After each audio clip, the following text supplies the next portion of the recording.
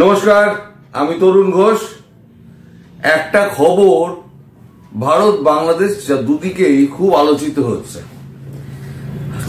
আলোচিত একটাই কারণে হচ্ছে, মোদিজির সঙ্গে ট্রাম্পের একটা তো বৈঠক আছে, দ্বিতীয় হচ্ছে এত বন্ধুত্ব থাকা সত্ত্বেও কেন ভারতীয়দের শিকল পরিয়ে দেশে পাঠানো হলো।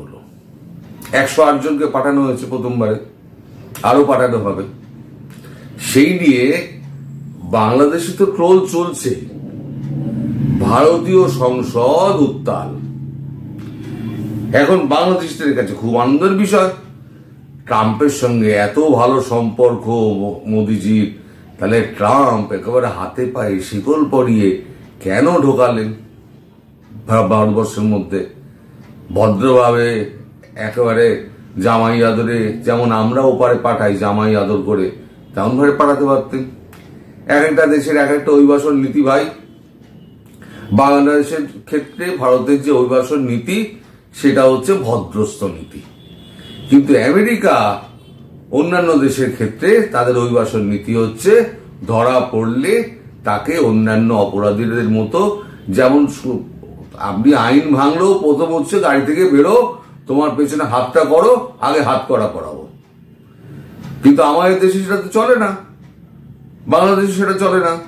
হাত করা করাবো মানে একদম আমার মান সম্মান চলে গেল। ও দেশে কিন্তু তা নয়, আইন ভেঙেছো, গাড়ির দিকে পিঠ করো, মুখ করো, আর পেছনে হাতটা দাও, আগে হাত করা পড়ো, তারপরে তো অন্য কথা, থানায় চলো, অন্য কথা হবে।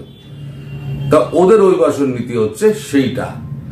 আমাদের এখানে হিন্দুস্তান টাইমসে একটা খবর বেরিয়েছে, জয়শঙ্কর অন ইউএস ডিপোর্টেশন। পায়ে চেন বেঁধে অবৈধ অভিবাসীদের এনেছে জয়শঙ্কর, বললেন আমেরিকার সঙ্গে কথা বলছি। জয়শঙ্করজিকে সবাই চেপে ধরেছিল লোকসভায়, জয়শঙ্করজি তার উত্তরে রাজ্যসভায়, তার উত্তরে জয়শঙ্করজি যেটা বলেছেন সেটা আমি 4 লাইন তুলে দিচ্ছি।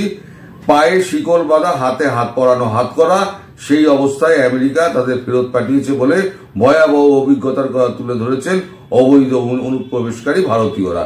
অভিযোগ করেছেন যে দীর্ঘ বিমানযাত্রার পুরোটা তাদের ওভাবেই থাকতে হয়েছিল। সেই অমানবিক আচরণের প্রেক্ষিতে বৃহস্পতিবার রাজ্যসভায় বিবৃতি দিয়ে ভারতের বিদেশমন্ত্রী এস জয়শঙ্কর বললেন যে অভিবাসীদের ফেরানো হচ্ছে, তাদের সঙ্গে যাতে কোনো রকমের দুর্ব্যবহার না করা হয় তা নিশ্চিত করার জন্য আমরা আমেরিকা সরকারের সঙ্গে কথা বলছি।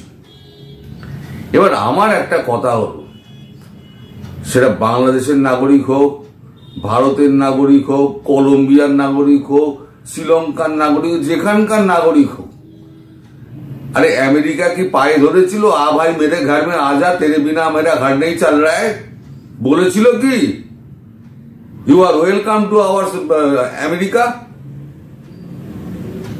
আইরা করেছি কি, যারাই গেছে তারা সমস্ত লক্ষ লক্ষ টাকা তারা খরচা করেছে, টিকিট কেটে মেক্সিকো গিয়ে সেখান থেকে বন বাঁধার পেরিয়ে, দীর্ঘ বন পেরিয়ে তারা আমেরিকায় ঢুকেছে। তার ভারত সরকারকে বলে গেছিল, আমার দেশে যদি কেউ অবৈধভাবে আসে সে তাকে যেমন ফেরত পাঠানোর অধিকার আমার রয়েছে, আমার দেশ থেকে যদি অন্য কেউ কোনো দেশে যায় তাদেরকেও একই ভাবে ফেরত পাঠানোর অধিকার আমাদের দেশ দিয়েছে।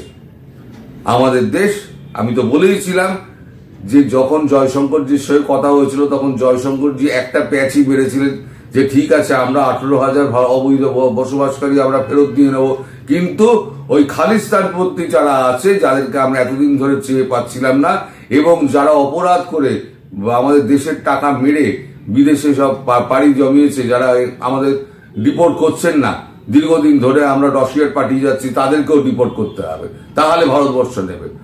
আমেরিকা রাজি হয়েছে, তারা বলেছে আমরা সবাইকে পাঠিয়ে দেবো, ইন্ডিয়া বলেছে ওয়েলকাম, এবং তাদের যে রীতিনীতি আছে অভিবাসন নীতি অনুযায়ী তারা হাত পায়ে শিকল পরিয়ে তারা ভারতে পাঠিয়ে দিয়েছে। এবং তাই বলেছিলাম ভারতে ফিরে এসো, ডান্ডা অপেক্ষা করছে। আমি কিন্তু বলেছিলাম, আগের ভিডিও দেখবেন, কিছুদিন আগের ভিডিও তাই বলেছিলাম, ডান্ডা অপেক্ষা করছে, ভারতে এলে ডান্ডাবাজি হবে।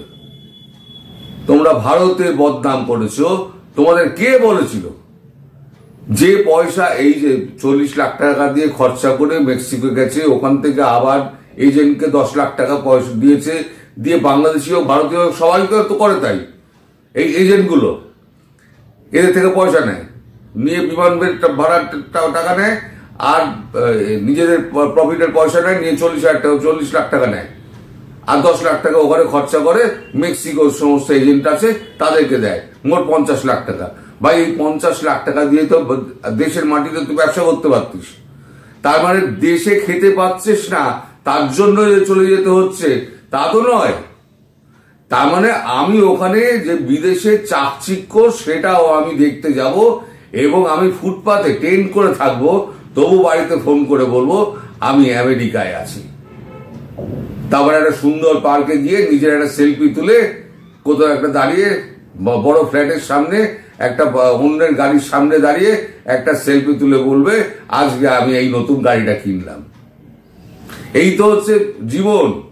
তা তো অর্ধেক তো চাকরি বাকরি পায় না, ওই পেট্রোল পাম্প কোথাও একটা মানে যেখানে সরকারি হিসেবে যেখানে $20 করে প্রতিদিন দেওয়ার কথা, তারাও ওখানে ব্যবসায়ী যারা আছে তারা বলছে ঠিক আছে $10 দেবো, তুমি তোমার কাছে বৈধ কাগজপত্র নেই, $10 তুমি রাজি হও। সেও দেখছে $10 আমার বেঁচে যাচ্ছে, ব্যবসায়ী দেখছে $10 বেঁচে যাচ্ছে, সেও অবৈধ অভিবাসীদের তারা কাজ দিচ্ছে। এই করে তারা সপ্তাহে 5 দিন করে কাজ করে ঘন্টা অনুযায়ী $10 করে কাজ করে তারা ওই টেন্ট ফেন্ট করে তারা ওখানে থেকে যায়, দিয়ে দেখায় যে আমি আমেরিকা, লন্ডন, ইউকে, ইউরোপে বিভিন্ন দেশে আমি এরকম ভালো রয়েছি।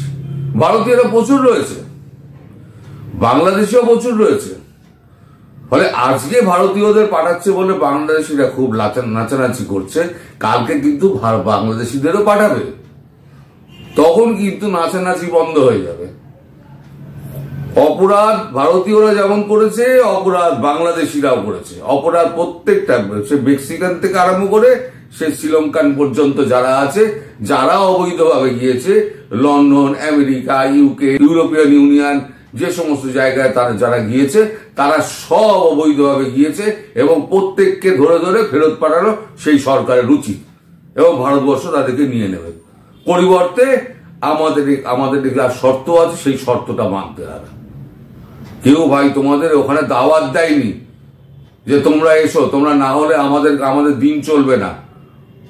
এখন তোমরা ধরা পড়েছো, এখন সব দায় হচ্ছে ভারতের। মানে যেখানে যা কিছু হবে দায় হয়ে গেল ভারতের। আমাদের দেশে কিছু বামপন্থী আছে, একেবারে হট্টগোল শুরু করে দেবে লোকসভা আর রাজ্যসভায়। কেন এই সমস্ত করা হলো? এত বন্ধুত্ব, আরে বন্ধুত্ব আলাদা জায়গায়, আর দেশের সঙ্গে দেশের রিলেশন আরেক জায়গায়। শেখ হাসিনার সঙ্গে আমাদের ভারতের সম্পর্ক ভালো ছিল, তাই বলে কি অবৈধ আমরা কি ছেড়ে দিয়েছি? সেই সময় অবৈধ ধরে আমরা পুশব্যাক করেছি, এখনো করছি, ভবিষ্যতেও করব। কালকে যদি অন্য কোনো সরকার ক্ষমতায় আসে তাহলে সেক্ষেত্রে একই ব্যবস্থা হবে। আমি কথার কথা বলছি। ফলে এত নাচানাচি করার কিছু নেই, যা হচ্ছে আইন মেনে হচ্ছে, এবং এর ফলে ভারত দীর্ঘদিন ধরে পলাতক যে সমস্ত আসামিগুলো এই আমেরিকা, লন্ডন, এই সমস্ত জায়গায় লুকিয়ে আছে না, তাদেরকে সমস্ত হাতের কাছে পাবে, পেয়ে সাজা দেবে। আর আমি বলেছিলাম ফিরে এলে পরে ডান্ডা অপেক্ষা করছে, ডান্ডা প্রত্যেকের, তাদেরও আবার রাগ আছে, এসে আবার অভিযোগ করছে আমাদের আবার প্রিজন ভ্যানে তোলা হয়েছে। তোরা প্রিজন ভ্যানে তোলা হবে নাকি? তোমাদের একেবারে লাক্সারি গাড়ি করে নিয়ে 5 স্টার হোটেলে রাখবে, 5 স্টার হোটেলে গিয়ে রাখবে তোমাদের। তোমরা একেবারে ভারতবর্ষের মাথা নিচু করে দিয়েছ। সবার ক্ষেত্রে আইন সমান হওয়া উচিত। তুমি অন্যায় করলে তোমার শাস্তি পেতে হবে, সোজা কথা। আর বাংলাদেশ, আপনারাও তৈরি থাকুন, বাংলাদেশিরা পালিয়ে বেশি দিন বাঁচতে পারবে না। ওখানে পালিয়ে সব ছুপে ছাপে রয়েছে, ঠিক ধরে নেবে, ধরে ধরে সব কটাকে ডিপোর্ট করবে, তাদের টাকাগুলো সমস্ত জলে যাবে। এই যে টাকা পয়সা খরচা করেছিল সব জলে যাবে। ফলে নাচানাচি বন্ধ করে নিজেদের লোকের জন্য প্রার্থনা করুন। সবাই ভালো থাকবেন, সুস্থ থাকবেন, সাবধানে থাকবেন। নমস্কার।